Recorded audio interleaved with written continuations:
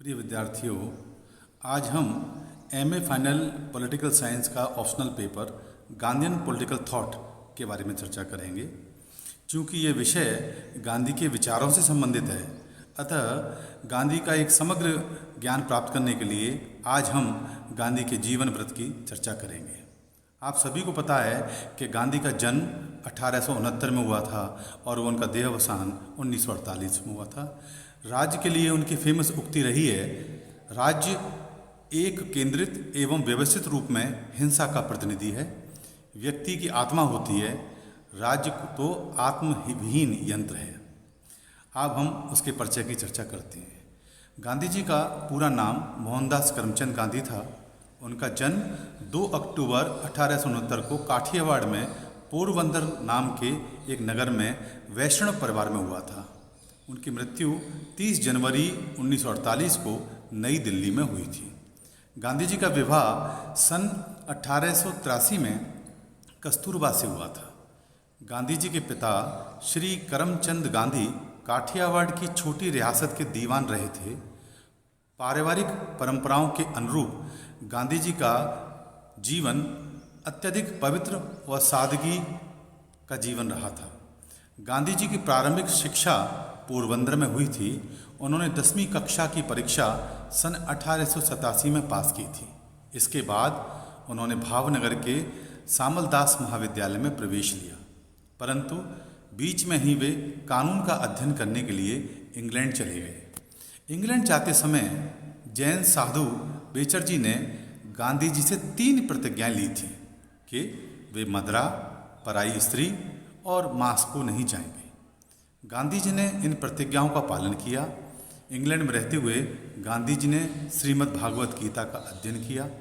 यह पुस्तक उनके जीवन की पथ प्रदर्शक, आध्यात्मिक निर्देशक और आध्यात्मिक माता बन गई। सन 1891 में गांधी जी बैरिस्टर बनकर भारत लौटे, परंतु वकालत के व्यवसाय में उन्हें कोई विशेष सफलता नहीं मिली। अंततः उन्हें दादा अब्दुल्ला एंड कंपनी नाम की एक मुस्लिम व्यापारिक संस्था में उसके दक्षिण अफ्रीका में कानूनी कार्य की देखरेख के लिए काम मिल गया। परिणाम स्वरूप सन 1893 में गांधी जी डरबन, दक्षिण अफ्रीका चले गए। दक्षिण अफ्रीका में गांधी जी सन 1914 तक रहे। अब हम दक्षिण अफ्रीका में गांधी जी के प्रवास काल की चर्चा करेंगे। वहाँ रहकर उन्होंने किस प्रकार के कार्य किए, कौन कौन से उन्होंने आंदोलन किए जिससे कि लोगों को अधिकार मिले, चाहे वो रंगभेद की नीति रही हो। दक्षिण अफ्रीका प्रवास काल गांधी जी के राजनीतिक जीवन के लिए प्रयोग काल सिद्ध हुआ। यहीं पर गांधी जी ने अपना राजनीतिक जीवन शुरू किया। यहीं पर उन्हें दक्षिण अफ्रीका की गोरी सरकार की रंगभेद नीति का निजी एहसास हुआ और यहीं पर गांधी जी ने अन्याय, अत्याचार और दमन के विरुद्ध अहिंसक सत्याग्रह आंदोलन का संचालन किया तथा उद्देश्यों में सफलता प्राप्त की। दक्षिण अफ्रीका सत्याग्रह आंदोलनों के लिए प्रयोगशाला सिद्ध हुई। दक्षिण अफ्रीका में गांधी जी ने Natal Indian Congress, Transvaal British Indian association, Phoenix form, Tolstoy form आदि संगठनों की स्थापना की। अपने विचारों को अभिव्यक्त एवं प्रकाशित करने के लिए गांधी जी ने फिनिक्स फॉर्म से इंडियन ओपिनियन नामक एक पत्र का प्रकाशन शुरू किया। सन 1909 में गांधी जी ने एक प्रसिद्ध पुस्तक हिंद स्वराज की रचना भी की। दक्षिण अफ्रीका में रहते हुए गांधी जी ने अनेक सेवाएं की।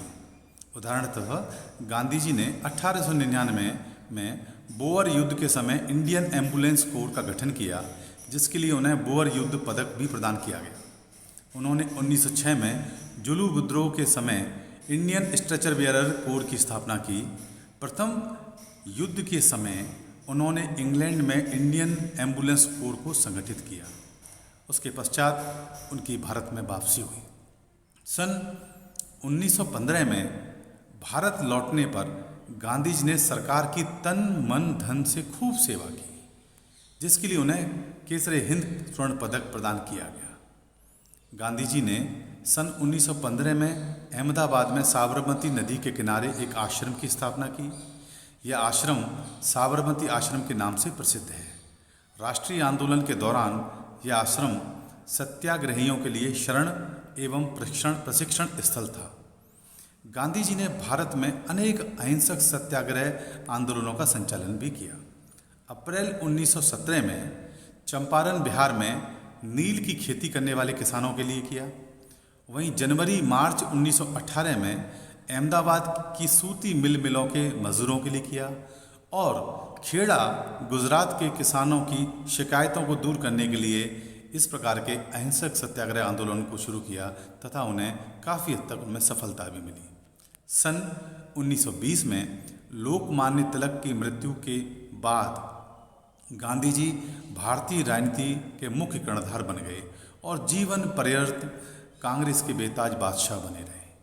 जलियांवाला बाग हत्याकांड हो, रॉलेट एक्ट, खिलाफत के प्रश्न को लेकर गांधी ने कांग्रेस का नेतृत्व में 1920 में असहयोग आंदोलन को शुरू किया। गांधी जी ने सन 1930 से 1934 के बीच सविनय अवज्ञा आंदोलन का संचालन किया। इसका मूल उद्देश्य डांडी में नमक कानून को तोड़कर सविनय अवज्ञा आंदोलन को शुरू करना था।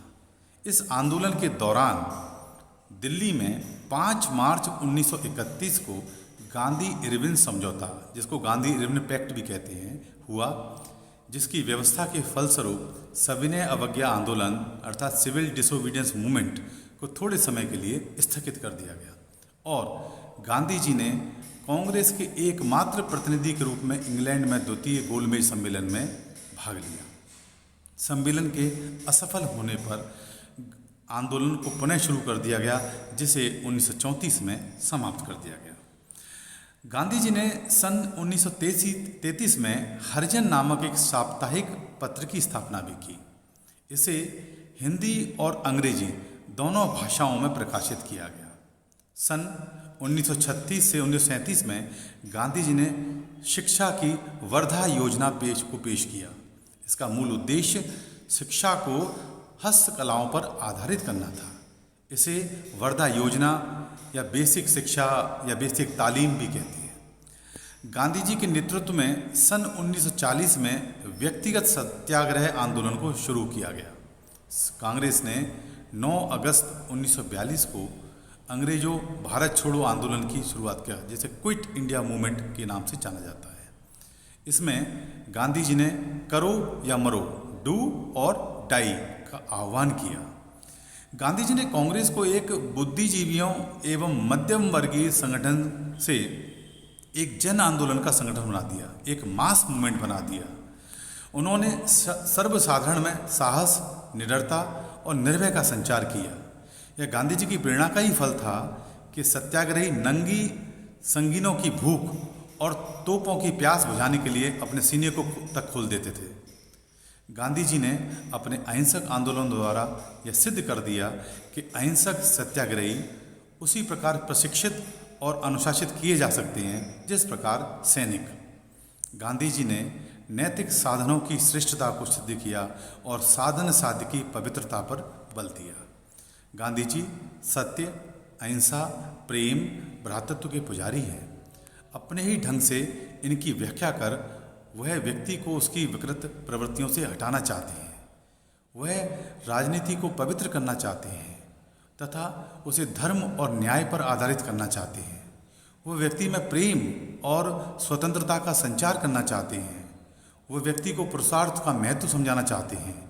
गांधीवादी जीवन शैली या जीवन दर्शन से संबंधित है, किसी सिद्धांत से नहीं। गांधी जी सबके कल्याण, जिसको सर्वोदय कहते हैं, की बात करते हैं।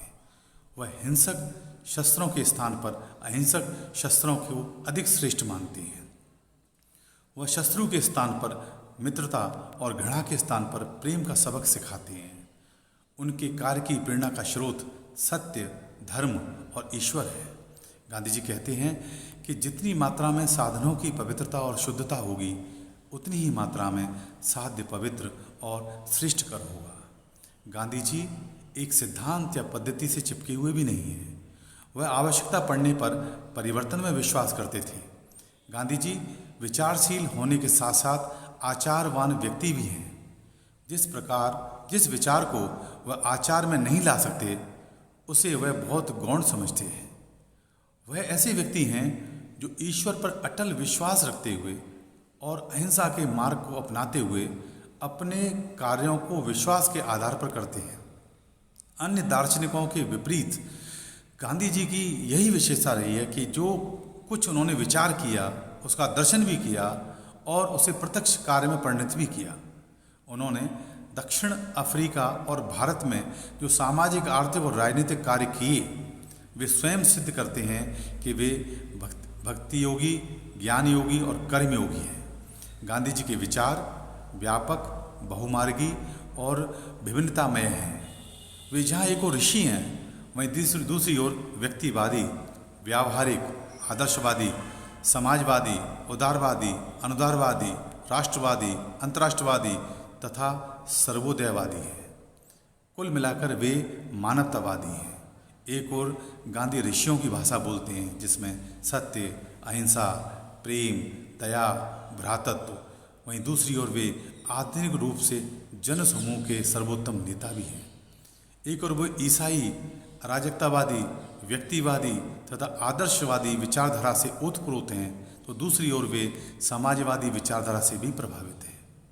जहाँ वे निरपेक्ष प्रभुता व सत्ता के विरोधी हैं, वहाँ के गांव रूपी संघों में समन्वय स्थापित करने तथा व्यवस्था के लिए राज्य को आवश्यक भी समझते हैं। राज्य के पक्के भक्त और कानून का पालन करने वाले हैं। एक ओर वे राजनीतिक और आर्थिक विकेंद्रीकरण में विश्वास करते हैं, तो दूसरी ओर वे सर्वोदय के लिए यदि आवश्यक हो तो औद्योगिकरण और राष्ट्रीयकरण से भी नहीं हिचकिचाते। यद्यपि इसके लिए उन्होंने बहुत कम गुंजाइश रखी है।